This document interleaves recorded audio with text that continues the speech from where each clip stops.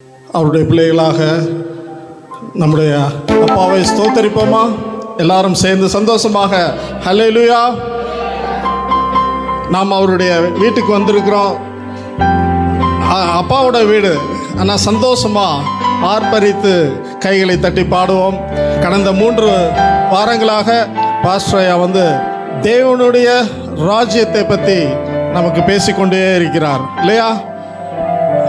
ஆகவே இந்த தேவனுடைய ராஜ்யத்தை கட்டி எப்படி எழுப்பினார் என்பதை இந்த அருமையாக இந்த பாடல் நம்ம விவரிக்கிறது.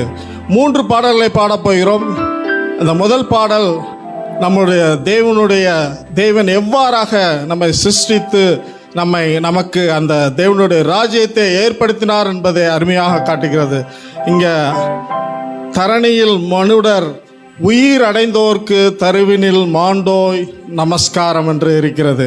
இந்த உலகத்திற்கு தேவனுடைய ராஜ்யத்தை நிறுவுவதற்காக அவர் நம்மை போல ஒரு மனிதனாக வந்தது மாத்திரமல்ல, நம்முடைய பாவங்கள், சுரோகங்கள் எல்லாவற்றையும், வியாதிகள் எல்லாவற்றையும் சிலுவையிலே சுமந்து மறித்து அடக்கம் பண்ணப்பட்டு உயிர் திறந்தார். அல்லேலூயா. அப்பொழுதுதான் தேவனுடைய ராஜ்யம் ஸ்தாபிக்கப்பட்டது. தேவனுடைய ராஜ்யம் எங்கே இருக்கிறது? அது நமக்குள்ளாக இருக்கிறது. தேவனுடைய ராஜ்யம் எப்படிப்பட்டது? அது புசிப்பும் குடிப்பும் அல்ல. அது எப்படி? நீதியும் சமாதானமும் தேவ பரிசுத்தாவினால் உண்டாயிருக்கிற சந்தோஷமாய் இருக்கிறது. ஹல்லேலூயா. ஆகவே ஆர்ப்பரித்து நாம் கொண்டாடுவோம். இந்த 3வது ஸ்டான்ஸை போடுங்க. அது இங்கே அருமையாக போடுகிறார். அருபியாய் அடியார் அகத்தினில் வசிக்கும் அரிய சித்தே சதா நமஸ்காரம் என்று நம்மத்திலே, நமக்குள்ளே அவர் வசிக்கிறவராக இருக்கிறார். ஆகவே அந்த நம்முடைய தேவாதி தேவன் சர்வ லோகத்தையும் படைத்த சர்வலோக அதிபதியை நாம் நமஸ்கரித்து பாடுவோம்.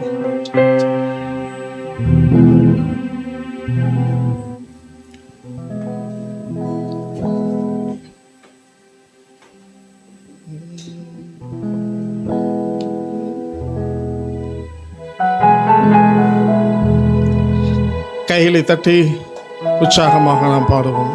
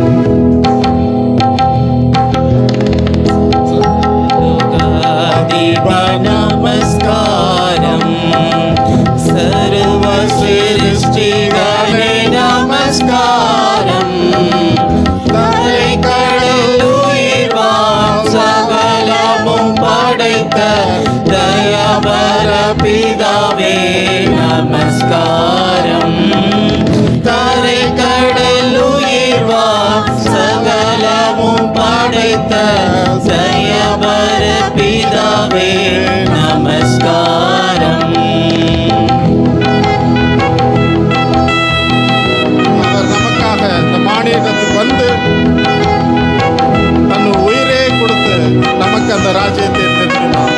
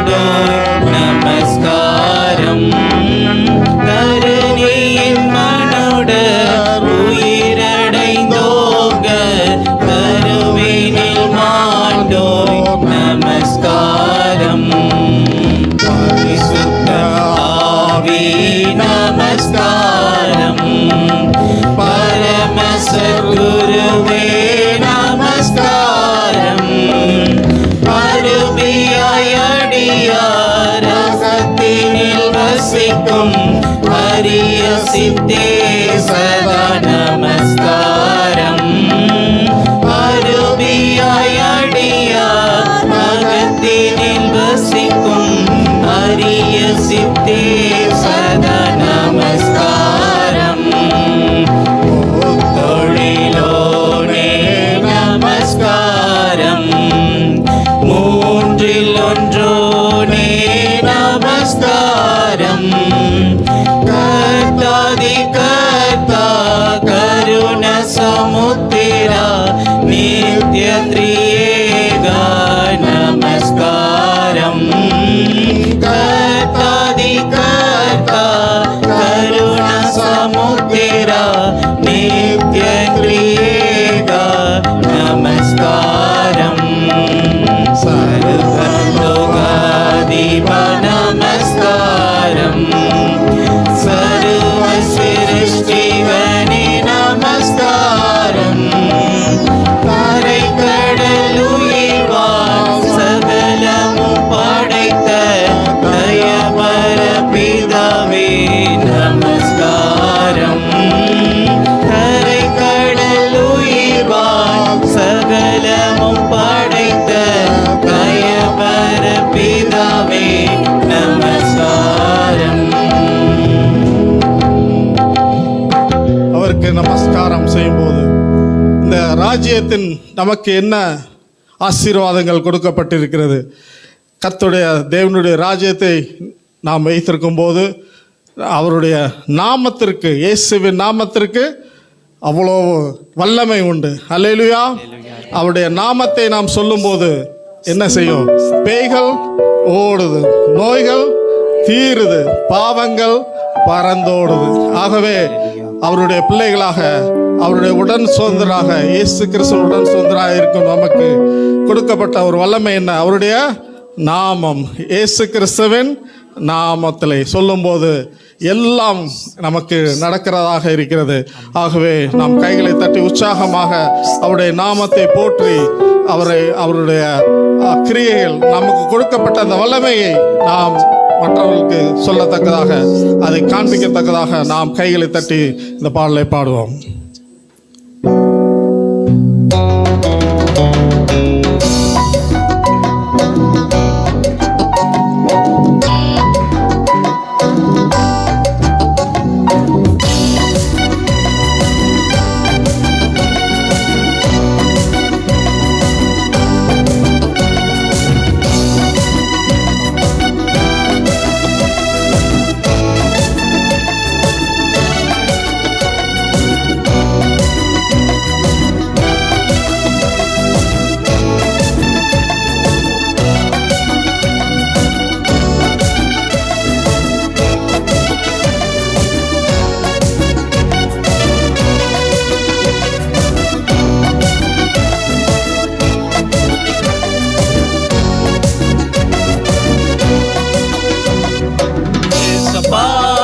உங்க நாமத்தில் அற்புதங்கள் நடக்குது.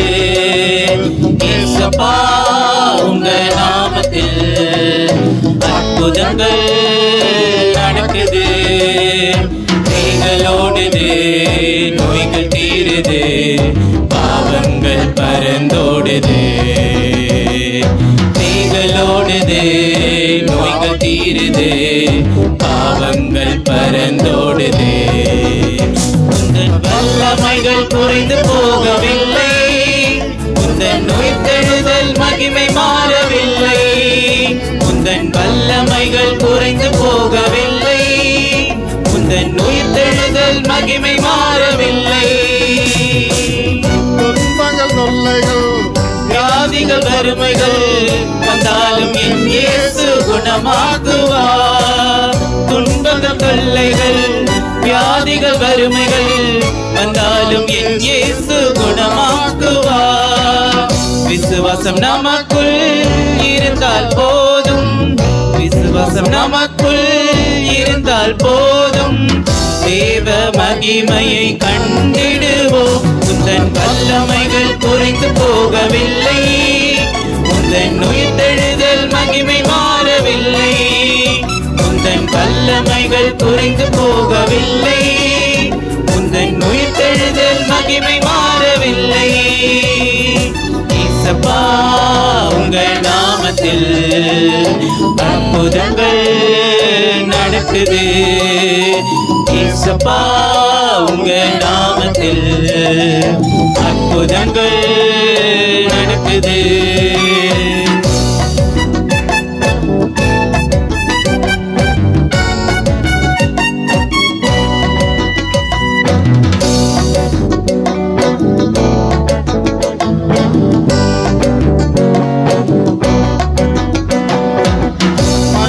சூனியம் செய்வின கட்டுகள் இன்றே நம் இயேசு உடைத்தெறிவா. மந்திர சூனியம் செய்வின கட்டுகள் இன்றே நம் இயேசு உடைத்தெறிவா.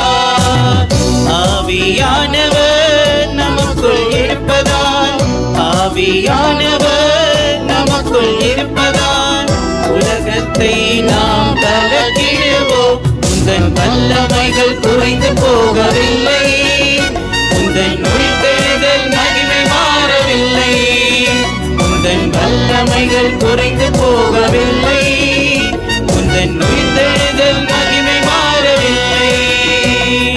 இயேசப்பா உங்கள் நாமத்தில் அற்புதங்கள் நடக்குது. இயேசப்பா உங்கள் நாமத்தில் அற்புதங்கள் நடக்குது.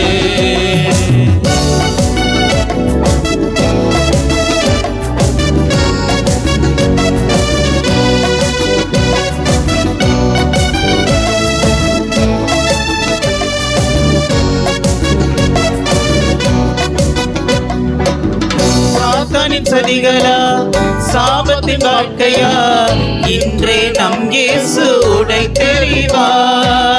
சாத்தானின் சதிகளா, சாபத்தின் வாழ்க்கையா, இன்றே நம் இயேசு உடைத்தெறிவா. துதியின் ஆயுதம் நமக்குள் இருப்பதா, துதியின் ஆயுதம் நமக்குள் இருப்பதா. அசுத்த ஆவியை துரத்திடுவோம், உந்தன் வல்லமைகள் குறைந்து போகவில்லை, உந்தன் உயிர்த்தெழுதல் மகிமை மாறவில்லை. உந்தன் வல்லமைகள் குறைந்து போகவில்லை, உந்தன் உயிர்த்தெழுதல் மகிமை மாறவில்லை. இயேசப்பா உங்கள் நாமத்தில் அற்புதங்கள் நடக்குது. இயேசப்பா உங்கள் நாமத்தில் அற்புதங்கள் நடக்குது. நீங்களோடுது, நோய்கள் தீருது, பாவங்கள் பறந்தோடுது. நீங்களோடுது, நோய்கள் தீருது, பாவங்கள் பறந்தோடுது. அவருடைய நாமத்திற்கு அவ்வளோ வல்லமை உண்டு. அந்த நாமத்திற்கு எந்த விதமான ஒரு எதிர்ப்போ கிடையாது. அவருடைய நாமத்தை சொல்லும்போது பேய்கள் ஓடும், நோய்கள் தீரும், பாவங்கள் பறந்தோடும். ஆகவே அந்த நாமத்தை சொல்லி நாம் தொடர்ந்து அவரை ஸ்தோத்தரிப்போம். முழு மனதோடு அவரை ஸ்தோத்தரிப்போம், அவரை துதிப்போம். அவருடைய ராஜ்யத்திலே நாம் இருக்கும்போது நமக்கு தனிப்பட்ட விதத்தில் ஒவ்வொருத்தருக்கும் கர்த்தர் அநேக ஆசீர்வாதங்களை தந்திருக்கிறார். இப்போ எனக்கு செஞ்சது உங்களுக்கு செஞ்சிருக்க மாட்டார். உங்களுக்கு செஞ்சது ஒவ்வொருத்தருக்கும் தனித்தனியாக அவர் ஆசீர்வதிக்கிற தேவனாக இருக்கிறார், அப்பாவாக இருக்கிறார். ஆமென். ஆகவே எனக்கு செஞ்சார்ன்ற உங்களுக்கு செஞ்சார் அப்படிலாம் இல்லை.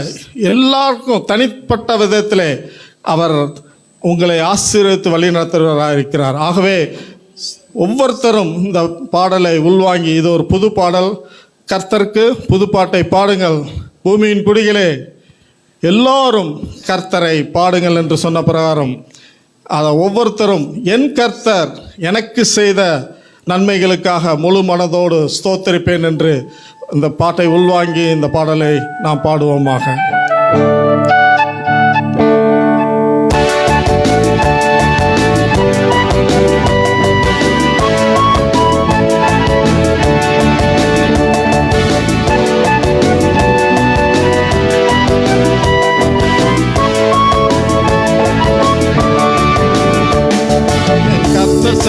நன்மையாவும் எண்ணி முழு மனதாய் ஸ்தோத்தரிப்பேனா. என் கர்த்தர் செய்த நன்மையாவும் எண்ணி முழு மனதாய் ஸ்தோத்தரிப்பேனா. ஆராய்ந்து முடியாத அதிசயங்கள் செய்தீரே முழு மனதாய் ஸ்தோத்தரிப்பேனா. கைகளை தட்டி பாடுவோம். ஆராய்ந்து முடியாத அதிசயங்கள் செய்தீரே முழு மனதாய் ஸ்தோத்தரிப்பேனா. ஸ்தோத்தரிப்பேனா, ஸ்தோத்தரிப்பேனா, முழு மனதாய் ஸ்தோத்தரிப்பேனா. ஸ்தோத்தரிப்பேனா, ஸ்தோத்தரிப்பேனா, முழு மனதாய் ஸ்தோத்தரிப்பேனா. எண்ணில்லா நன்மைகள் என் வாழ்வில் செய்தீரே முழு மனதாய் ஸ்தோத்தரிப்பேனா. எண்ணில்லா நன்மைகள் என் வாழ்வில் செய்தீரே முழு மனதாய் ஸ்தோத்தரிப்பேனா.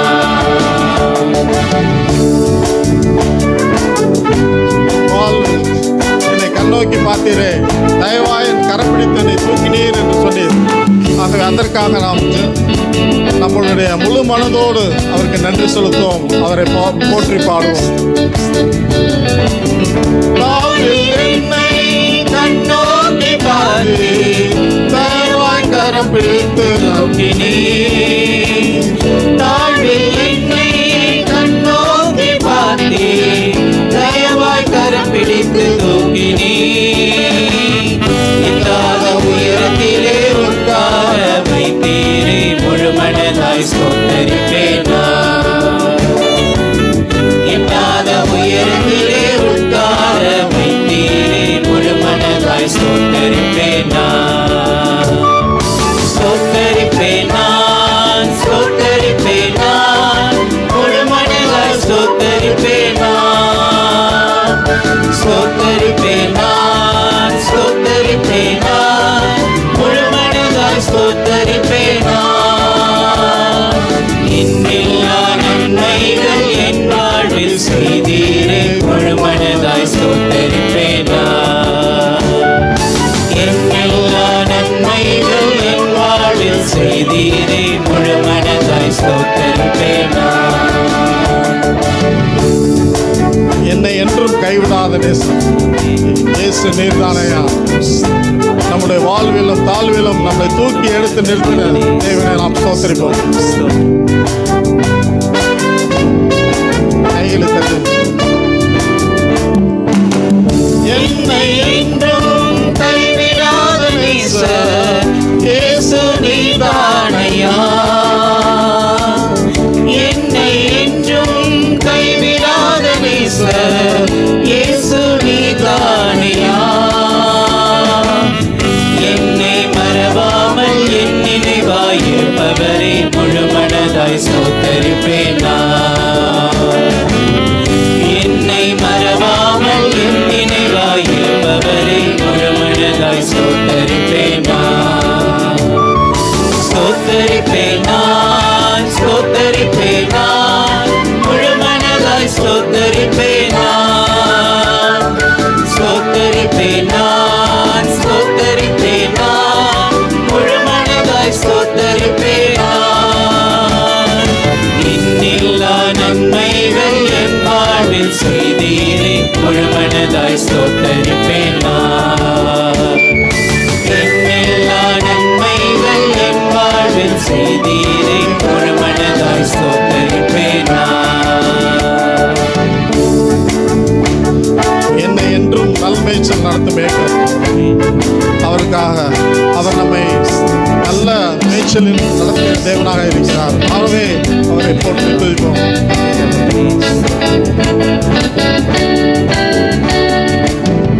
என்னை என்றும் நல்மேய்ச்சல் நடத்தும் மேய்ப்பர் நீதானையா. என்னை என்றும் நல்மேய்ச்சல் நடத்தும் மேய்ப்பர் நீதானையா. நன்மை கிருபை என்றும் பின்தொடர செய்தீரே முழு மனதாய் ஸ்தோத்தரிப்பேனா. நன்மை கிருபை என்றும் பின்தொடர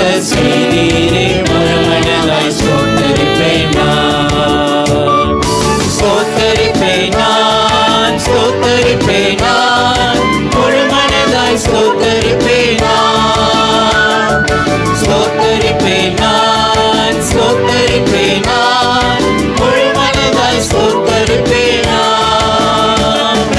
எண்ணில்லா நன்மைகள் என் வாழ்வில் செய்தீரே, முழு மனதாய் ஸ்தோத்தரிப்பேன் நான். எண்ணில்லா நன்மைகள் என் வாழ்வில் செய்தீரே, முழு மனதாய் ஸ்தோத்தரிப்பேன் நான். கர்த்தர் செய்த நன்மையாவும் எண்ணி முழு மனதாய் ஸ்தோத்தரிப்பேன் நான். என் கர்த்தர் செய்த நன்மையாவும் எண்ணி முழு மனதாய் ஸ்தோத்தரிப்பேன் நான்.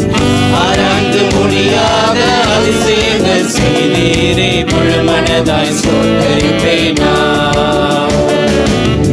ஆராய்ந்து முடியாத அதிசயங்கள் செய்தீரே, முழு மனதாய் ஸ்தோத்தரிப்பேன் நான். ஸ்தோத்தரிப்பேன் நான், ஸ்தோத்தரிப்பேன் நான், முழு மனதாய் ஸ்தோத்தரிப்பேன் நான். ஸ்தோத்தரிப்பேன் நான், ஸ்தோத்தரிப்பேன் நான், முழு மனதாய் ஸ்தோத்தரிப்பேன் நான். எல்லா நன்மைகள் என் வாழ்வில் செய்தீரே, முழு மனதாய் ஸ்தோத்தரிப்பேன் நான். எல்லா நன்மைகள் என் வாழ்வில் செய்தீரே, முழு மனதாய் ஸ்தோத்தரிப்பேன் நான். எல்லா நன்மைகள் என் வாழ்வில் செய்தீரே, முழு மனதாய் ஸ்தோத்தரிப்பேன் நான். எல்லா நன்மைகள் என் வாழ்வில் செய்தீரே, முழு மனதாய் ஸ்தோத்தரிப்பேன் நான். அல்லேலூயா. ஹல்லேலூயா. எண்ணில்லா நன்மைகள் செய்த தேவனுக்கு ஸ்தோத்திரம் செலுத்துவோம். துதிக்கிறோம் அப்பா, ஸ்தோத்தரிக்கிறோம், துதிக்கிறோம் அப்பா. அற்புதங்களையும் அடையாளங்களையும் எங்கள் மத்தியிலே செய்து அவருடைய உம்முடைய ராஜ்யத்திலே பிள்ளைகளாக, உம்முடைய ராஜ்யத்தின் பிரஜைகளாக எங்களை மாற்றி எங்களை உம்முடைய பிள்ளைகளாகவும் உடன் சுதந்திரமாக மாற்றி இருக்கிறீர். அதற்காக ஸ்தோத்தரிக்கிறோம். எங்களுக்கு கொடுத்த அந்த நாமத்திற்காக, இயேசு கிறிஸ்துவின் நாமத்தினாலே நாங்கள் வெற்றியை சம்பாதிக்கிறது கொடுத்த அந்த நாமத்திற்காக ஸ்தோத்தரிக்கிறோம் அப்பா. துதிக்கிறோம், துதிக்கிறோம், ஸ்தோத்தரிக்கிறோம் அப்பா. எல்லா துதியும் ஸ்தோத்திரங்களும் மகிமையும் இயேசு கிறிஸ்து மூலமாக ஏறெடுக்கிறோம் பரமபிதாவே. ஆமென். கடந்த வாரத்திலிருந்து தேவனுடைய ராஜ்யத்தை குறித்து, ராஜ்யத்தின் குணாதிசயங்களை குறித்து, ராஜ்யத்தின் எதிர்பார்ப்புகளை குறித்து, ராஜ்யத்தின் சவால்களை குறித்து நம்ம தியானிக்க துவங்கியிருக்கிறோம். தேவனுடைய ராஜ்யம் எங்கே இருக்கிறது என்பதை போன வாரம் நம்ம பார்த்தோம். இன்றைக்கு வர்ஷிப்பில் அருமையான ரெவரண்ட் ஜெஃப்ரியும் அதை குறித்து சொன்னாங்க. தேவனுடைய ராஜ்யம் எங்கே இருக்கிறது? அங்கே இங்கே என்று தேடாமல் எங்கே இருக்குதா? நமக்குள்ளே இருக்கிறது. அல்லேலூயா. இப்போ தேவனுடைய ராஜ்யம் நமக்குள்ளே இருக்கும்போது, தேவனுடைய ராஜ்யம் நம்மிலே எதிர்பார்க்கிற சில குணாதிசயங்களை மாத்திரம் இன்றைக்கி சுருக்கமாக உங்களுக்கு முன்பாக நான் வைக்க விரும்புகிறேன். எல்லாம் எனக்கு கொஞ்சம் என்ன பாருங்கள், என் முகத்தை பாருங்கள். இன்றைக்கி நான் 7 ஓ உங்களுக்கு சொல்ல போகிறேன். 7 ஓ. சத்தமாக சொல்லுங்கள். 7 ஓ. ஒரு மருத்துவர், ஒரு கார்டியாலஜிஸ்ட், இதய மருத்துவர் 3 ஓ பற்றி பேசிகிட்டு இருந்தார். ஹார்ட் அட்டாக்கே வராமல் இருக்கிறதுக்கு 3 ஊ அப்படின்னு சொல்லி அவர் பேசிகிட்டு இருந்தார். அப்போ நான் யோசித்தேன், ஏன் நம்ம ஆவிக்குரிய வாழ்க்கையில் எதுவுமே பிரச்சனைகள் வராமல் இருக்கிறதுக்கு மற்ற ஊக்கள் எல்லாம் இல்லையா அப்படின்னு யோசிக்கும் போது ஒரு 7 ஊ ஆண்டவர் எனக்கு கொடுத்தாரு. அந்த 7 ஊவையும் இன்றைக்கு உங்களுக்கு கொடுத்து விட்டு போகிறேன். நீங்கள் இந்த ஆராதனை முடிந்த வீட்டுக்கு போகும்போது ஊ ஊ ஊ என்று நீங்கள் சொல்லிக்கொண்டே போய் அந்த ஊக்களை நீங்கள் வாழ்க்கையில் பிரயாசப்படுத்தி கொள்ள வேண்டும். ஆமென். சரி, முதலாவது நம்முடைய ஆவிக்குரிய வாழ்க்கையில், ராஜ்யத்தின் வாழ்க்கையில் நம்மை காத்துக்கொள்ள வேண்டியது நம்முடைய உணர்வு. முதலாவது ஊ என்னது? இப்படியெல்லாம் சொன்னால் நான் தொடர்ந்து பிரசங்கம் பண்ண மாட்டேன். முதலாவது ஊ என்ன ஊ? அப்படி வாங்க, உணர்வு வரணும். ஆமென். சரி, உணர்வு அப்படின்னு சொல்லும்போது எல்லாவற்றையும் நாம் உணர்ந்து நிதானித்து வாழ்கிற வாழ்க்கை. எல்லாவற்றையும் உணர்ந்து நிதானிக்கணும். நன்மை தீமை என்ன என்பதை நம்ம உணர்ந்து நிதானிக்க வேண்டும். எது நமக்கு தேவை, எது தேவை இல்லை என்பதை உணர்ந்து நம்ம நிதானிக்க வேண்டும். எதை செய்யலாம், எதை செய்யக்கூடாது என்பதை உணர்ந்து நம்ம தீர்மானிக்க வேண்டும். யாராவது ஒருத்தர் எடுத்து உங்க வாசிங்க. உபாகமம் 32வது அதிகாரம் 28வது வசனம். உபாகமம் 32வது அதிகாரம் 28வது வசனம் வாசிக்க.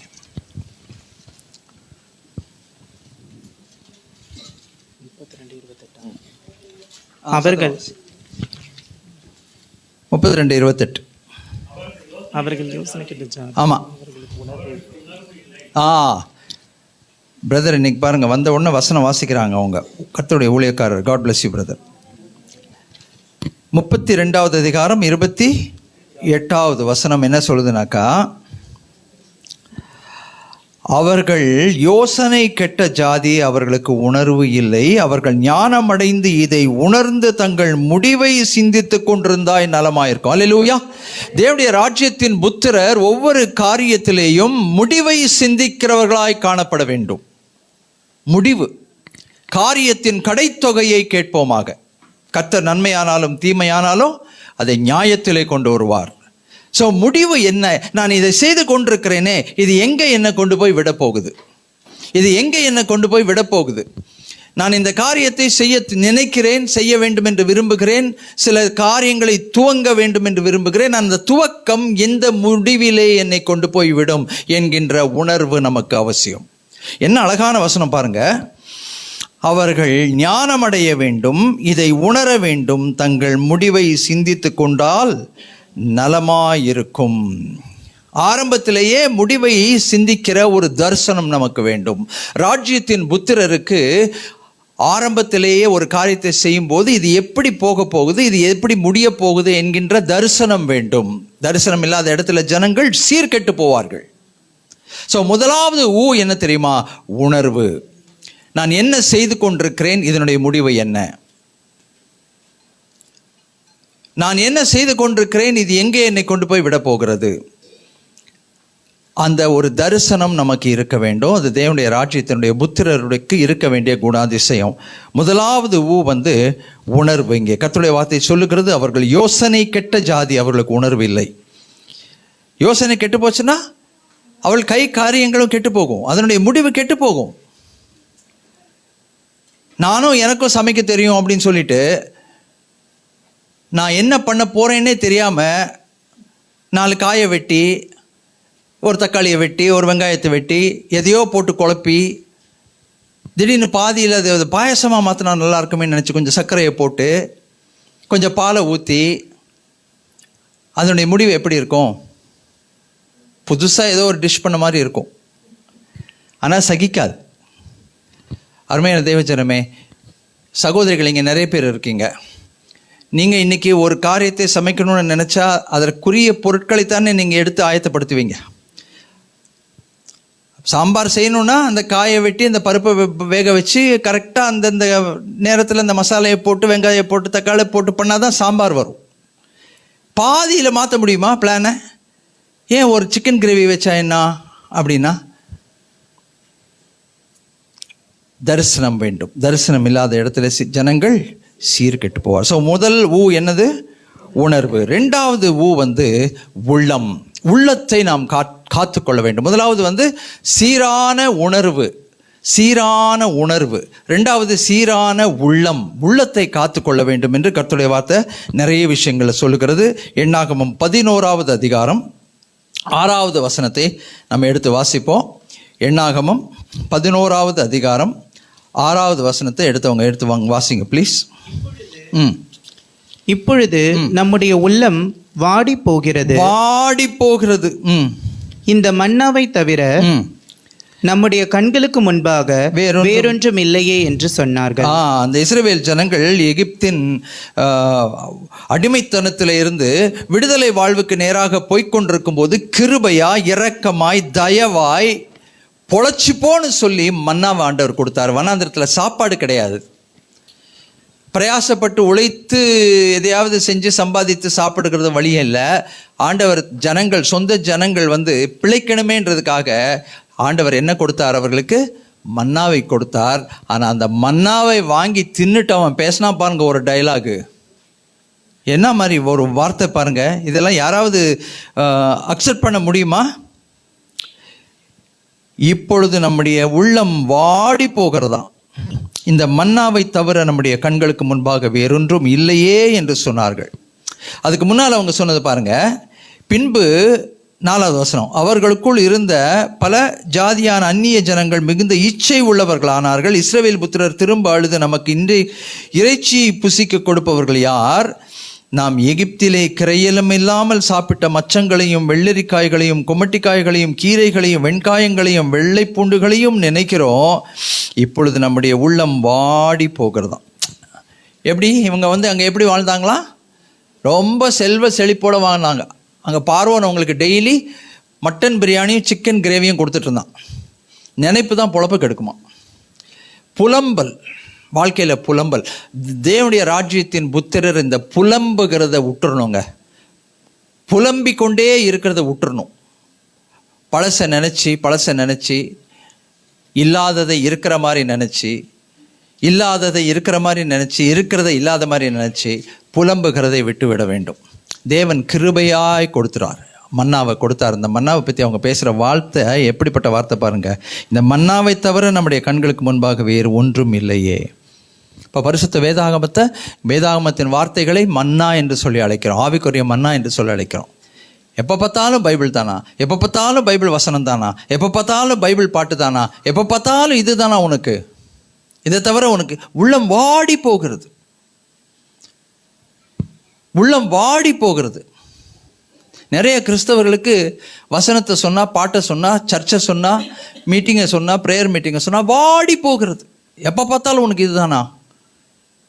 அருமையான தேவஜனமே, எச்சரிக்கையாக இருக்க வேண்டும். கிருபையா இரக்கமாக தயவாக மன்னமாக கொடுத்தார். அதை போற்றி இருக்கணும், நன்றி சொல்லி இருக்கணும், துதித்து ஸ்தோத்தரித்திருக்கணும். ஐயோ பிழைக்கிறதுக்கு இது கொடுத்தீங்களே ஏசப்பா. ஏன்னா அதில் இருக்கிற இன்ட்ரெஸ்ட் இதில் இல்லையே, அதில் இருக்கிற வசீகரம் இதில் இல்லையே. அதனால அதுதான் கண்ணுக்கு முன்னாடி ஓடுது. போன வாரம் நான் சொன்னேன் இல்லைங்களா, அந்த மொபைலை வச்சுக்கிட்டு அந்த விரலை இப்படி இப்படி இப்படி இப்படி பார்த்து பார்த்து பார்த்து பார்த்து பார்த்து கண்களுக்கு தீவி இச்சைக்கு தீனி போட்டு போட்டு அது திருப்தி ஆக மாட்டேங்குது. ஆனால் பைபிள் வசனம் வாசிக்கணும்னா ரொம்ப கஷ்டமாக இருக்குது. இந்த டெய்லி பைபிள் வசனம் அனுப்புகிறோம், நம்ம குரூப்பில் அனுப்புகிறோம் மனப்பாடம் பண்ணுறதுக்கு. தமிழ்லையும் அனுப்புகிறோம், இங்கிலீஷ்லையும் அனுப்புகிறோம். எத்தனை பேர் மனப்பாடம் பண்ணுறீங்க தெரியாது. அதற்கெல்லாம் நேரம் உங்களுக்கு இருக்கான்னு தெரியாது. பார்க்குறீங்க, அதான் அனுப்பியிருக்காரு, வேலை வெட்டி இல்லாமல் உட்காந்துருக்காரு, அதான் அதை அனுப்புகிறாரு, அவருக்கு என்ன வேலை, அதுதானே வேலை, செய்யட்டும். ஆனால் அதை மனப்பாடம் பண்ணால் 365 வசனங்கள் ஒரு வருஷத்தில் நம்ம மனப்பாடம் பண்ணிகிட்டு இருப்போம். எப்போ பார்த்தாலும் வசனமா, எப்போ பார்த்தாலும் இதே தானா, எப்போ பார்த்தாலும் இது தானா அப்படின்னா, அருமையான தெய்வஜனமே, 2வது உள்ளம், நம்முடைய உள்ளம் கர்த்தருடைய காரியங்களை நினைத்து வாடி போகக்கூடாது. அல்லேலூயா. கர்த்தருடைய காரியங்கள்னு வரும்போது வாடி போகக்கூடாது. ஏனென்றால் நம்மை பிழைக்க வைக்கிறதே அதுதான். ஜீவ வசனங்கள், ஜீவ வார்த்தைகள். யாரிடத்தில் போவோம் ஆண்டவரே? ஜீவ வசனங்கள், ஜீவ வார்த்தைகள் உம்மிடத்தில் உண்டே. ஆமென். ஸோ 2வது ஊ என்னன்னு சொல்லுங்க, 1வது ஊ சொல்லுங்க. சீரான உணர்வு, சீரான உள்ளம். உள்ளத்தை பற்றி நிறைய வசனம் எடுக்கலாம், டைம் இல்லை. ஓகே. 3வது சீரான உறவு. சீரான உறவு, நல்ல உறவு இருந்ததுன்னா, நமக்கு எல்லாரோடையும் நல்ல ரிலேஷன்ஷிப் இருந்ததுன்னா, அருமையான தெய்வஜனமே, நமக்கு நல்ல மனபலனும் இருக்கும், சரீர பலனும் இருக்கும், ஆத்ம பலனும் இருக்கும். எல்லாரோடையும் ஒரு சீரான ஒரு உறவு. எல்லாரோடையும் நெருங்கி பழக முடியாது, பைபிள்லேயே இருக்குது. கூடுமான வரைக்கும் எல்லோரோடும் சமாதானமாக இருங்கள். எல்லோரோடையும் சமாதானமாக இருக்க முடியாதுன்னு பைபிளே தெளிவாக சொல்லுது. அது உண்மைதான், எல்லாரோடையும் நம்ம சமாதானமாக இருக்க முடியாது. ஆனால் இந்த உறவில் என்ன தெரியணும் தெரியுங்களா? யாரை எங்கே வைக்கணும்னு தெரியணும். அதுக்கு நமக்கு என்ன வேணும் தெரியுமா? தெய்வீக ஞானம் வேண்டும், தெய்வீக அறிவு வேணும். யாரை எங்கே வைக்கணும், எந்த லெவலில் யாரை வைக்கணும், அந்த லெவலை விட்டு நம்மளும் அந்த பக்கம் போகக்கூடாது, அந்த லெவலை விட்டு அவங்களும் இந்த பக்கம் வரக்கூடாது. ஏன்னா அவங்க இங்கே வந்தாலும் பிரச்சனை, இவங்க அங்கே போனாலும் பிரச்சனை. சிலருடைய வாழ்க்கையில் நீங்கள் பார்த்தீங்கன்னா, சிலரோடு பழகும் போது ஆரம்பத்தில் ரொம்ப சந்தோஷப்படுவாங்க, ரொம்ப பெருமைப்படுவாங்க. ஐயோ இப்படிப்பட்ட ஒரு உறவு எனக்கு கிடச்சிருக்குதே, இப்படிப்பட்ட ஒரு உறவில் எனக்கு ஒரு நண்பர் கிடைத்திருக்கிறாரே அப்படின்னு. ஆனால் போக போக போக பார்த்தீங்கன்னாக்கா, பழக பழக பாலும் புளிக்கும். ஒரு வாரம் கழித்து எங்கேயோ இடிக்குதே அப்படின்னு தோணும். 2வது வாரம் பார்த்தா, ஓ நீ இவ்வளோ தானா. 4வது வாரம் பார்த்தா, சீ நீ இவ்வளவு தானா. உறவுகள் புளித்து போகிறது, உறவுகள் புளித்து போகிறது, நம்ப முடியல. அதுக்கப்புறம் ஏன்னா அவங்களுடைய துவக்கத்தில் நல்ல இந்த லைட் சைட் ஆஃப் லைஃப் காமிக்கிறாங்க இல்லைங்களா, அவங்களோட நல்ல குணங்களை காமிக்கிறாங்க. போக போக போக என்ன ஆகுது? அதனால தான் சொல்கிறோம், 28 வருஷமாக அவங்க கூட குப்பை கொட்டுறேன், 50 வருஷமாக அவங்க கூட குப்பை கொட்டுறேன். ஏன் துவக்கத்தில் குப்பை கொட்டலையே, நல்லா தானே இருந்தது. உறவுகள், இந்த உறவில் ரொம்ப முக்கியம் என்ன தெரியுமா? நாம் நம்மை காத்துக்கொள்ள வேண்டும். உறவில் முதலாவது நாம் நம்மை, நம்முடைய உள்ளத்தை, நம்முடைய இருதயத்தை, நம்முடைய சிந்தையை நம்ம காத்துக்கொள்ளணும். அப்புறம் உறவுகளை காத்துக்கொள்ளணும். எல்லாரோடையும் லைட்டாக பழகிறவங்க, லேசாக சிரித்து பழகிறவங்க பார்த்திங்கன்னா எல்லாரோடையும் எப்போவுமே ஒரே மாதிரி இருப்பாங்க. சிலர் எடுத்த உடனே ஆரம்பத்திலேயே அவங்களோட கோர்ட்டுக்குள்ளே போயிடுவாங்க, அவங்களோட ஏரியாக்குள்ளே போயிடுவாங்க. உள்ளே போய் இடிப்பட்டு உதப்பட்டு அப்புறம் வருவாங்க. வரும்போது என்னங்க அப்படின்னா, ஐயோ ஏன் கேட்குறீங்க, தெரியாமல் போயிட்டேங்க உள்ள. அப்போ என்ன ஆகுது? இதனால் நம்ம சரீரம் பாதிக்கப்படுகிறது, நம்முடைய மனம் பாதிக்கப்படும் போது நம்முடைய சரீரம் பாதிக்கப்படுகிறது, நம்முடைய சரீரம் பாதிக்கப்படும் போது ஹெல்த் பாதிக்கப்படுகிறது, எல்லாமே பாதிக்கப்படுகிறது. அப்புறம் என்ன ஆகிடுது தெரியுங்களா? எவன் கூடயும் பழகக்கூடாது, எவன் கூடயும் க்ளோஸாக போகக்கூடாது, அப்படி ஒரு எண்ணம் வந்துடுது. அப்படி ஒரு கிறிஸ்தவம் இருக்க முடியுமா? ஒரு கிறிஸ்தவன் ஒரு தீவை போல வாழ முடியாது. இருக்கிறதுலேயே கடினமான கட்டளை என்ன தெரியுமா? உன்னை நேசிப்பது போல பிறனை நேசிப்பது. பேசிடலாம், நான் கூட இங்கே நின்று பிரசங்கம் பண்ணலாம், ஒரு 2 மணி நேரம் பிரசங்கம் பண்ணுவேன் அதை பற்றி. பிரசங்கம் பண்ணுறது ஈஸி, நம்மளை நேசிக்கிற மாதிரி மற்றவங்களை நேசிக்க முடியுமா? மூன்றாவது, தேவனுடைய ராஜ்யத்தின் புத்திரருக்கு இருக்க வேண்டிய குணாதிசயம் சீரான உறவு, நன்மையான உறவு, நல்ல உறவு. தீமையான உறவு, தவறான உறவு எல்லாமே கடைசியில் எங்கே கொண்டு போய் சேர்க்கும்னா நம்மளை நரகத்துக்கு கொண்டு போய் சேர்க்கும். நம்முடைய சரீரத்தையும் பாதிக்கும், ஆத்துமத்தையும் பாதிக்கும். சிம்சோன் நல்ல ஒரு அருமையான ஒரு உதாரணம். எங்கே இருக்கணுமோ அவன் அங்கே இல்லை. சிங்காசனத்தில் இருக்க வேண்டியவன், ராஜா தேவாதி தேவன் நியாயாதிபதி அவனை உயர்த்தி கொடுத்து அந்த சிங்காசனத்தில் இருக்க வேண்டியவன், சிங்காசனத்தில் உட்கார்ந்து இருக்க வேண்டியவன் போய் தெலீலாளுடைய மடியில் படுத்துட்டு இருக்கான். அவன் வாழ்க்கை என்ன நடந்தது? கடைசியில் எத்தனையோ தேவனுடைய ராஜ்யத்துக்காக பெரிய பெரிய பெரிய சாதனைகள் செய்ய வேண்டியவன் கடைசியில் கொஞ்சம் பேரை சாகடித்து அவனும் தற்கொலை பண்ணி செத்தான். உறவு சரியில்லைன்னா அதனுடைய முடிவு பயங்கரமாகத்தான் இருக்கும். அருமையான தேவஜனமே, மூன்றாவது தேவனுடைய ராஜ்யத்தின் புத்திரருக்குரிய குணாதிசயங்கள் என்ன தெரியுமா?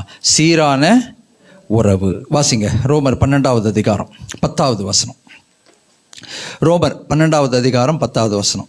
ரோமர் 12ன்னு சொன்ன உடனே நிறைய பேருக்கு அப்படியே கண்கள் பெருசாகும். ஏன்னா நல்லா தெரிஞ்ச ஒரு அதிகாரம் இது, அருமையான ஒரு அதிகாரம், ஆசீர்வதிக்கப்பட்ட ஒரு அதிகாரம்.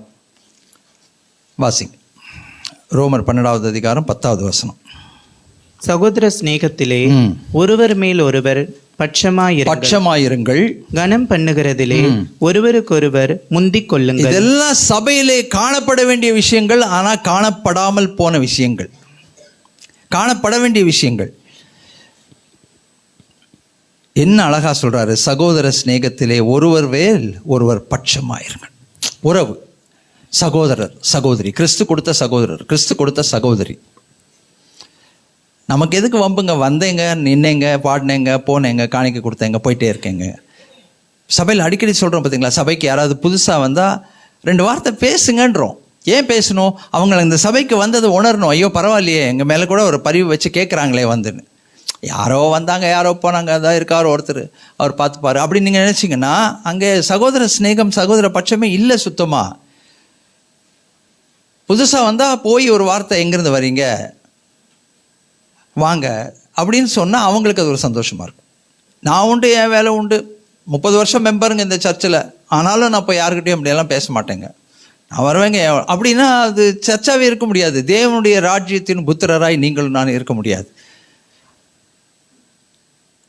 சகோதர சிநேகத்திலே ஒருவர் மேல் ஒருவர் பட்சமாயிருங்கள். அடுத்தது கனம் பண்ணுகிறதிலே ஒருவருக்கு ஒருவர் முந்திக் கொள்ளுங்கள். இப்போ சபையில் இதெல்லாம் இருக்கு இல்லையா? பாரு, அவன் வந்தான், அவன் ஸ்தோத்திரம் பண்ணவே இல்லை, எனக்கு 2 கை எடுத்து என்னை கும்பிடல. பாஸ்டருங்களுக்கெல்லாம் அப்படி கொஞ்சம் வருத்தம் இருக்கும். வந்தான் பாரு, அவன் பாட்டுக்கு போகிறான், 2 கை எடுத்து ஸ்தோத்திரம்னு கும்பிட்டுருக்க வேணாம். கும்பிடுறது யாரு? யாருக்கு ஸ்தோத்திரம்? பாஸ்டருக்கா ஸ்தோத்திரம்? இல்லை. யாருக்கு ஸ்தோத்திரம்? ஆமாம், அல்லேலூயா. யார் ஸ்தோத்திரம் சொன்னாலும் கர்த்தருக்கு ஸ்தோத்திரம், அவ்வளோதான். கனம் பண்ணுகிறதில் முந்திக் கொள்ளுங்கள். தப்பே இல்லை. பெரியவங்க சின்னவங்க யார் வேணாலும் சொல்லலாம், யார் வேணாலும் சொல்லலாம். முதல்ல பெரியவங்க தான் ஃபஸ்ட், சின்னவங்க தான் ஃபஸ்ட்டு சொல்லணும், அதுக்கப்புறம் தான் பெரியவங்க சொல்லணும். நான் குட் மார்னிங் சொல்லுவான்னு காத்திருந்தேன், அவன் சொல்லவே இல்லைங்க. ஏன் நீ சொல்லிட்டு போயேன்? நீ சொன்ன அவன் சொல்கிறான் ஆட்டோமேட்டிக்காக.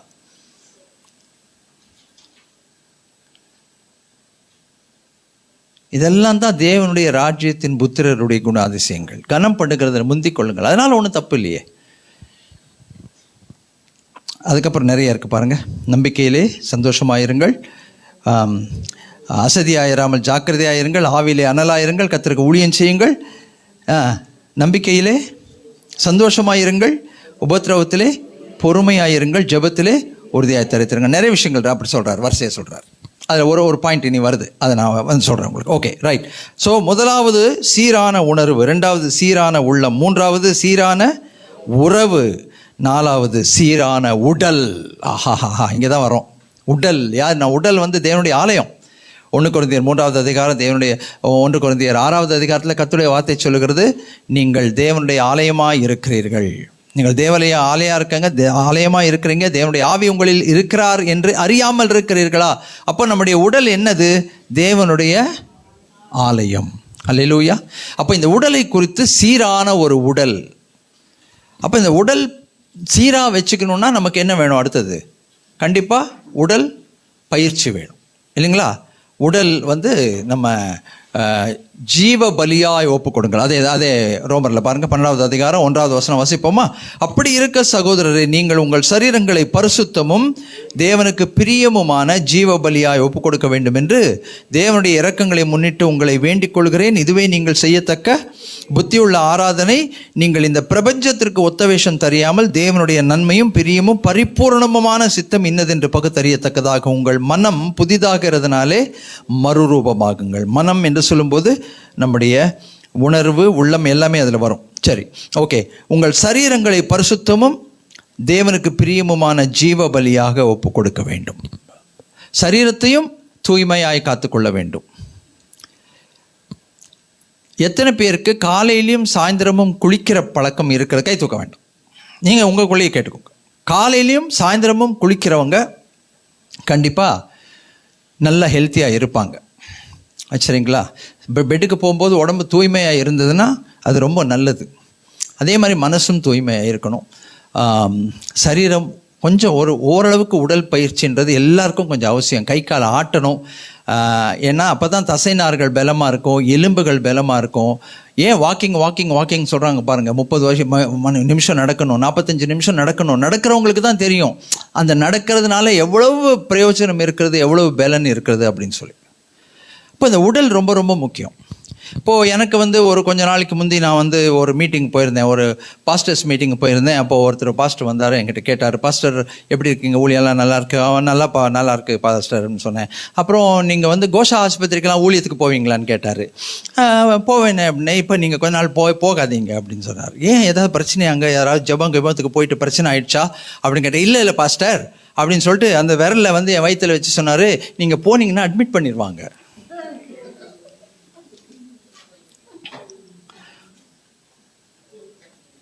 கோஷ் ஆஸ்பத்திரி உங்களுக்கு தெரியும் இல்லையா? பிரசவ ஆஸ்பத்திரி. ஊழியத்துக்கு கூட போயிடாதீங்க, நீங்கள் போனீங்கனாலே அட்மிட் பண்ணிடுவாங்க. நான் ரொம்ப கஷ்டமாக இருந்தது. என்னடா பார்த்தேன், சரி வீட்டில் வந்தேன், எக்ஸசைஸ் பண்ண ஆரம்பித்தேன். இப்போ பாருங்கள், அவுட்ஸ்டாண்டிங்காக இல்லை, உள்ளே போயிடுச்சு. அவ்வளோதான், பெரிய விஷயம் கிடையாது. கொஞ்சம் அப்படி நம்ம மனசை வச்சு அப்படி பிரயாசப்பட்டால், டெய்லி காலையில் கொஞ்சம் அப்படி பிரயாசப்பட்டால் கண்டிப்பாக அது உள்ளே போகுது. கொஞ்சம் பாடி ஃபிட் ஆகுது. பாடி ஃபிட் ஆக மனசும் ஃபிட் ஆகுது. மனசு ஃபிட் ஆக சந்தோஷமாக இருக்குது. ஓ பரவாயில்லையே. இல்லைன்னா படிக்கட்டு இறங்கும்போது அது நமக்கு முன்னாடி கீழே இறங்குது. எப்படி இருக்கும் யோசிச்சு பாருங்க இந்த ஃபீலிங்கு. நம்ம இறங்குறோம் படிக்கட்டு, ரைட்டு, நமக்கு முன்னால் இது அவசரப்பட்டு இறங்குதுன்னா அது எவ்வளோ ஒரு பெரிய கஷ்டமான விஷயம். யோசிச்சு பாருங்கள். ஒரேடியாக கீழே இழுத்து விட்டுருச்சுன்னா ஒரேடியாக போயிட வேண்டியது தான். ஸோ அதனால் கொஞ்சம் உடலையும் நாம் என்ன செய்ய வேண்டும்? பத்திரமாக பாதுகாத்து கொள்ள வேண்டும். ஆமேன். ஸோ சீரான உடல், அந்த உடல் நீ பயிற்சி பண்ணிங்கனாலே நிறைய பிரச்சனைகள் உங்களுக்கு சால்வ் ஆகும். எது அதிகமாக இருந்தாலும் அது குறையும். ஃபிட்டாக இருக்கிறதுன்றது ஒரு பெரிய ஒரு ஆசீர்வாதமான ஒரு விஷயம். அதனால் தினமும் கொஞ்சம் கையை காலை மட்டும் ஆட்டுங்க, வேற ஒன்றும் பெருசாக சொல்லலை. கையை காலை நீங்கள் ஆட்டினீங்கனாலே உங்கள் பாடி ஒரு ஃபிட்னஸ்க்கு வந்துடும். சீரான உடல் பயிற்சி அப்படின்றது பாருங்கள். 1 தீமோத்தேயு 4வது அதிகாரம் 8வது வசனம். 1 தீமோத்தேயு 4வது அதிகாரம் 8வது வசனத்தில் உடல் மட்டுமல்ல, உடல் பயிற்சி வாசிங்க. 1 தீமோத்தேயு 4:8.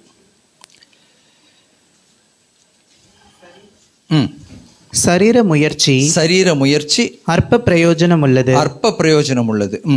தேவ பக்தியானது இந்த ஜீவனுக்கும் இதற்கு பின்வரும் ஜீவனுக்கும் வாக்குத்தத்தம் உள்ளதாகையால் எல்லாவற்றிலும் பிரயோஜனம் உள்ளது. ஆமென்.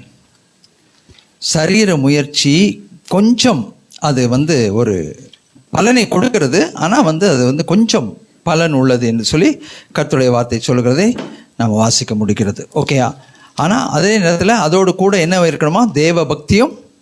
தேவ பக்திக்கான காரியங்களும் இருக்க வேண்டியது அவசியமாய் இருக்கிறது. ஏனென்றால் அது இந்த உலகத்திற்கு மட்டுமல்ல, இந்த உலகத்திலும் பின்வரும் ஜீவனுக்கு வாக்குத்தத்தம் இருக்கிறதுனால அது பிரயோஜனம் உள்ளது அப்படின்றத நம்ம பார்க்கிறோம். சரி, இன்னொரு வசனம் வாசிங்க. 1 கொரிந்தியர் 9வது அதிகாரம் 25வது வசனம். 1 கொரிந்தியர் 9வது அதிகாரம் 25வது வசனம்.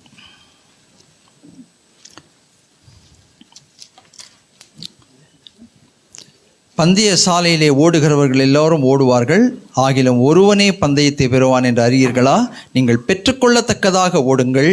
பந்தயத்துக்கு போராடுகிற யாவரும் எல்லாவற்றிலேயும் இச்சை அடக்கமுள்ளவர்களாக இருப்பார்கள். அவர்கள் அழிவுள்ள கிரீடத்தை பெறும்படி அப்படி செய்கிறார்கள், நாமும் அழிவில்லாத கிரீடத்தை பெறும்படி அப்படி செய்கிறோம். அப்போது பந்தயத்துக்கு போராடுகிற யாவரும் எல்லாவற்றிலும் இச்சை அடக்கமாக இருப்பார்கள். ஸோ இந்த உடல் பயிற்சின்னு வரும்போது இச்சை அடக்கமாக இருப்பது ரொம்ப ரொம்ப முக்கியம். அதாவதுங்க, எல்லாருக்குமே நம்ம எல்லாமே சாப்பிடணுன்ற ஆசை இருக்குது. நிறைய பேர் நீங்கள் பார்த்தீங்கன்னா ஒரு கல்யாணம் மிஸ் பண்ண மாட்டாங்க, கல்யாணத்துக்கு குடும்பமாக போயிடுவாங்க. என்னன்னா அந்த மணமக்களை வாழ்த்துவதில் அவங்களுக்கு அவ்வளோ ஒரு பெரிய ஒரு சந்தோஷம். குடும்பமாக போய் நாங்கள் வாழ்த்தணும் அப்படின்றது பெரிய சந்தோஷம். இப்போ அந்த சந்தோஷம் அதோடு நிற்கிறது இல்லை. அந்த வாழ்த்திட்டு அதுக்கப்புறம் உட்காந்து ஒரு பிரியாணி சாப்பிடுவோம் பாருங்கள், அளவில்லாமல் போடுவாங்க வேறு, சரிங்களா? அன்லிமிட்டெட் வேறு. அந்த பிரியாணி சாப்பிட்றது ஒன்றும் தப்பு இல்லை, ஆனால் சாப்பிட்டதுக்கப்புறம் எக்ஸசைஸே இல்லை. நிறைய கல்யாணம் ஈவினிங் நடக்குது, நைட்டு தான் சாப்பிட்றோம். அப்புறம் நைட்டு சாப்பிட்டுட்டு ட்ராவல் பண்ணி வீட்டுக்கு வரும்போது கரெக்டாகிடும் டைமு. அதுக்கப்புறம் எங்கே எக்ஸசைஸ் பண்ணுறது? எல்லாம் படுத்து தூங்க வேண்டியது தான். ஆனால் அந்த மட்டன் பிரியாணியும் அந்த சிக்கன் பிரியாணியும் என்ன ஆகுதுன்னா உடம்புல ஏறிக்குது. ராத்திரியே அது ட்ரெயின் ஏறுற மாதிரி ஏறிக்குது. ஆனால் ட்ரெயினில் ஏறினா கூட இறங்கிடும், இது இறங்க மாட்டேங்குது.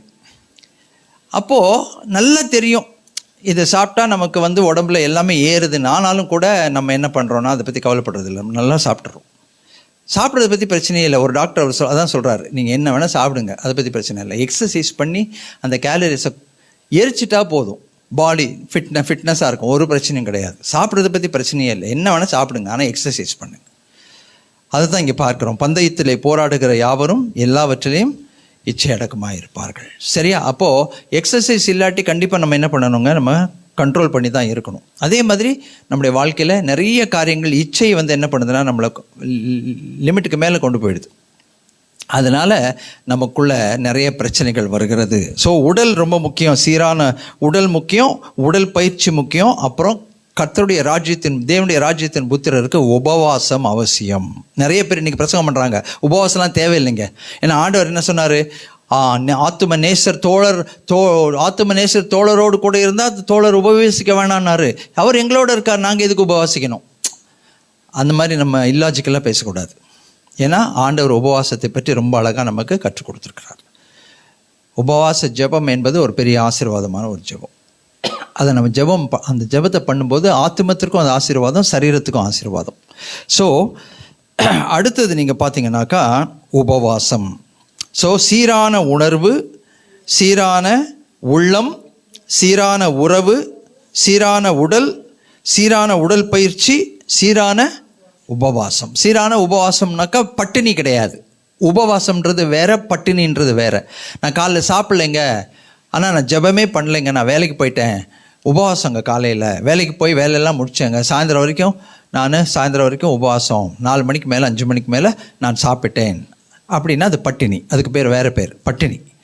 நீங்கள் ஜெபமே பண்ணாமல் உபவாசம் இருந்து, மெடிடேஷன் பண்ணாமல், கர்த்தருடைய வார்த்தையை தியானிக்காமல் உபவாசம்ன்ற வார்த்தையை யூஸ் பண்ணக்கூடாது. அது உபவாசம் கிடையாது. உங்கள் பாடியை பட்டினி போடுறது அது உங்களுக்கு ஓரளவுக்கு கான்ட்ரிபியூட் பண்ணும், ஹெல்த்துக்கு கான்ட்ரிபியூட் பண்ணும் கண்டிப்பாக. ஆனால் ஜெபத்தோட தேவனுடைய வார்த்தையினுடைய தியானத்தோடு நம்ம ஒரு நேரத்தை நம்ம சாப்பாட்டை நம்ம சாப்பிடாமல் இருந்தோம்னா அது ஆசீர்வாதம். அந்த சாப்பாட்டுக்குரிய காசையோ இல்லை அந்த சாப்பாட்டையோ ஒரு ஏழைக்கு கொடுத்தா இன்னும் பெரிய ஆசீர்வாதம். அதுதான் உபவாசம், அதுதான் உபவாசம். ஆமீன். ஸோ அது கடைசியாக நம்ம என்ன பார்த்தோம்? சீரான உபவாசம். ரைட். கடைசியாக 7வது பாயிண்ட்டு, உழைப்பு. உழைப்பு, சீரான உழைப்பு. அது எங்கே பார்க்குறோன்னாக்கா பிரசங்கி 9வது அதிகாரம் 10வது வசனம். எடுத்தவர்கள் வாசிக்கலாம். பிரசங்கி 10வது அதிகாரம் 9வது அதிகாரம் 10வது வசனம். ஆமேன், ஹல்லேலூயா. செய்கிறதை உனக்கு கைக்கு என்ன நேரிடுகிறதோ அதை எப்படி செய்யணுமா? பலத்தோடே செய். வாசிங்க பிரதர் ப்ளீஸ்.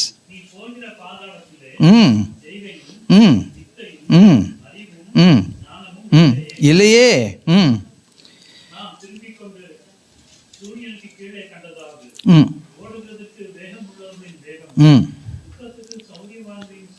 போதாது, போதாது, போதாது, போதாது. சமயமும் தெய்வச் செயலும் நேரிடும். ஹல்லேலூயா. Time and God's will. தெய்வச் செயல், அங்கே சமயம் நேரிட வேண்டும். அதுக்கு முன்னால் சொல்கிறாரு, செய்யும்படி உன் கைக்கு நேருகிறது எதுவோ அதை உன் முழு பலத்தோடே செய். முழு பலத்தோடே செய். உன்னுடைய உழைப்பு முழு பலத்தோடு கூட இருக்க வேண்டும். முழு பலத்தோடு இருக்கிறத யார் பார்க்குறான்னா, உங்கள் ஆஃபீஸில் இருக்கவங்க பார்க்குறாங்களோ, உங்கள் பாஸ் பார்க்குறாங்களோ இல்லையோ, ஆண்டவர் பார்க்கணும். முழு பலத்தோடு உழைக்கிற ஒரு தேவனுடைய புத்திரன் என்பது ஆண்டவர் பார்க்கும்போது அதற்குரிய ஆசீர்வாதத்தை தருவார். ஏற்ற காலத்திலே சமயத்தையும் தெய்வ செயலையும் நேரிட பண்ணுவார். முழு நேரம் ஒரு லேப்டாப்பை வச்சுக்கிட்டு கடினமாய் உழைக்கிற பிள்ளைகள் இருக்காங்க. கடினமாக உழைக்கிறாங்க, 14 மணி நேரம் உழைக்கிறாங்க. அந்த மாதிரி இருக்காங்க பிள்ளைகள் இருக்காங்க. எல்லா இண்டஸ்ட்ரியிலையும் இருக்காங்க, ஐடி இண்டஸ்ட்ரியிலையும் இருக்காங்க. ஒரே ஒரு வேலையை வச்சுட்டு, ஒரு லேப்டாப்பை வச்சுட்டு ஓபி அடிக்கிறவங்களும் இருக்காங்க. ஆனால் கடைசியில் எனக்கு ப்ரொமோஷன் வரலையே, ஐக்கு வரலையேன்னா கடினமாக உழைக்கிறவர்கள் கேட்டால் நியாயம்.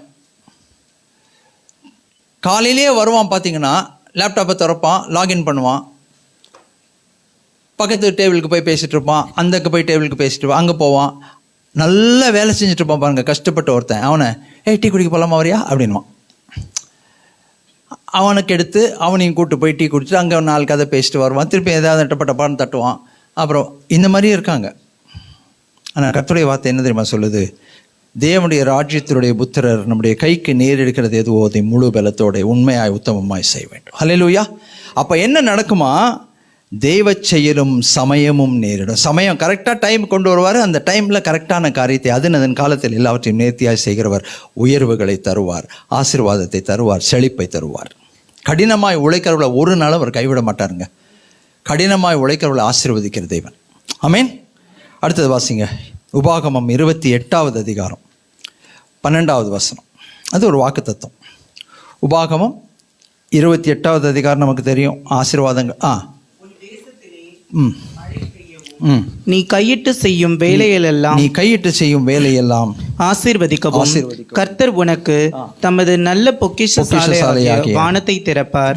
நீ அநேக ஜாதிகளுக்கு கடன் கொடுப்பாய், நீயோ கடன் வாங்காதிருப்பாய். ஆமென். அல்லேலூயா. இன்று நான் உங்களுக்கு விதிக்கிற வார்த்தைகள் யாவையும் விட்டு விலகி வேறே தேவர்களை சேவிக்கும்படி நீ வலதுபுறம் இடதுபுறம் சாயாமல் இன்று நான் உனக்கு விதிக்கிற உன் தேவனாகிய கர்த்தரின் கட்டளைகளை கைக்கொள்ளவும் அவைகளின்படி நடக்கவும் அவைகளுக்கு செவி கொடுத்து வந்தால் கர்த்தர் உன்னை பாலாக்காமல் தலையாக்குவார்.